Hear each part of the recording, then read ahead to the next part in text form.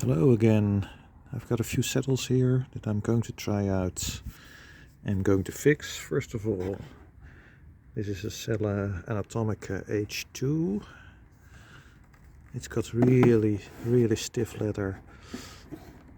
It should be okay for my weight. So long ago I tried the first version of the Selle Anatomica 2008 and it stretched too much. So I'm curious how this will hold up. It definitely looks a lot better in frame, aluminium cast plus stainless steel rail. This is standard steel. Yeah, looks nice.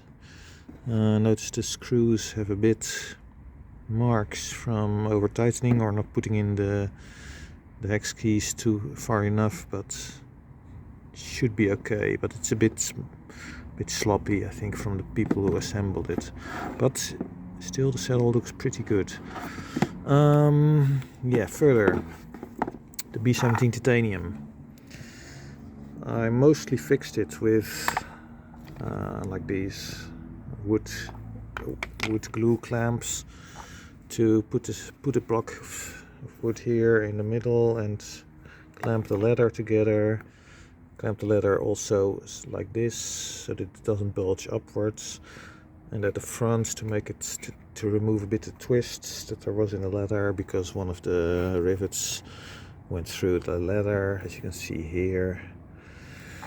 It's not perfect in shape, but it's quite good. So when it's dried a bit more, I let it dry, for 2 days.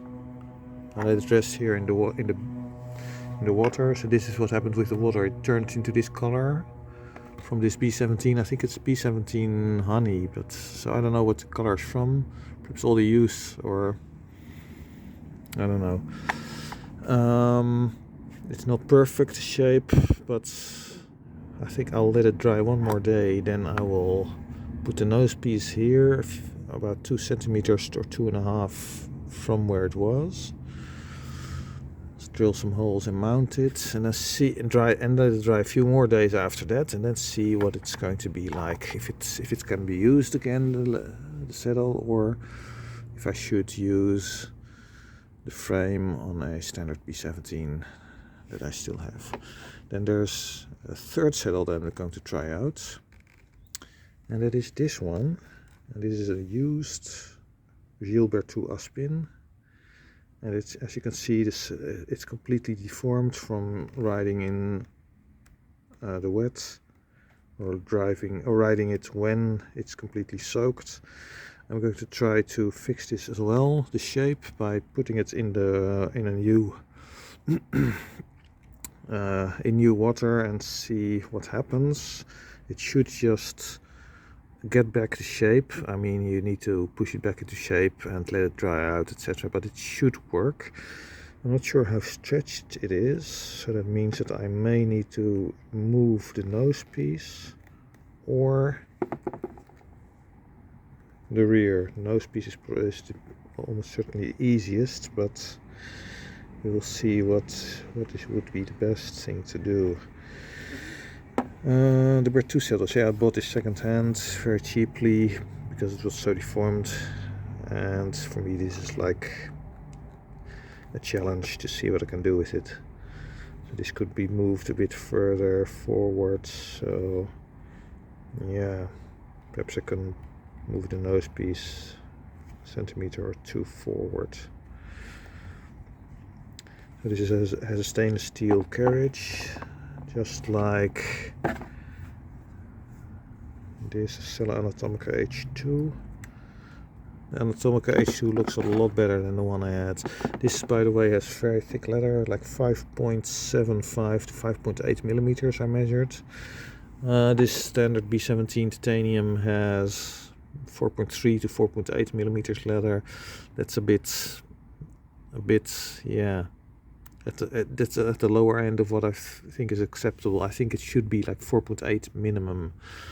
That gives a good saddle that lasts a really long time.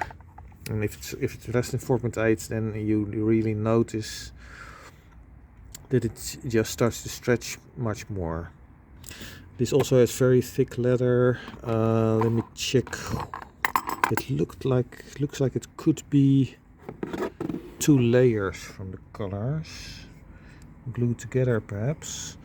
I tried to find some leather myself to possibly put on the B17 titanium saddle frame. And it's not so easy to find thick leather for sale.